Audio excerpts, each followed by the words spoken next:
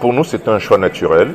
C'est un choix naturel et ce n'est pas la première fois que nous associons notre nom à Bloomfield, parce que nous pensons qu'on a besoin absolument d'un acteur pour mieux appréhender le risque africain.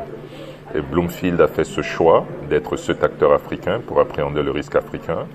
Et EcoBank, de par sa nature et son ADN, qui est une banque panafricaine, et dont la mission est vraiment de voir comment est-ce qu'on peut promouvoir l'intégration et le développement des économies africaines, pense résolument qu'il faut associer son nom à quelqu'un qui essaie de mieux appréhender le risque africain. Ça nous aide à prendre des décisions dans le bon sens et ça nous aide aussi à mieux comprendre le risque pays et mieux comprendre aussi le risque des secteurs dans lesquels nous investissons.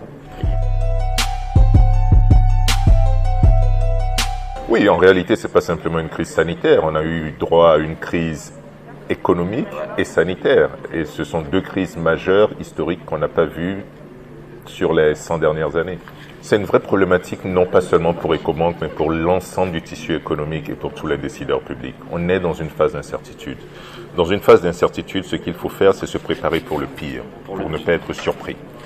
Et l'analyse que nous on a fait aujourd'hui, c'est de penser que le pire pourrait être devant nous. Donc c'est pour ça qu'on anticipe en essayant de réorganiser notre modèle, adapter la manière dont on travaille pour être sûr que nous protégeons ce qui est le plus important pour nous, qui est le capital humain, lorsque on pourra faire face à cette crise. C'est sur l'ensemble du groupe EcoBank. Et j'insiste dessus. Toutes les entreprises aujourd'hui font face à ce choix. Lorsque vous regardez les entreprises internationales, les entreprises régionales ou les entreprises nationales, tout le monde est aujourd'hui obligé de repenser son modèle pour anticiper le pire. C'est ce que nous essayons de faire et juste pour rajouter 2 points qui sont importants à mon avis. Ce qui est critique pour nous par rapport à la crise, c'est de nous assurer, que nous continuons à financer les PME, parce que ce sont les entreprises qui sont les plus touchées durant une période de crise.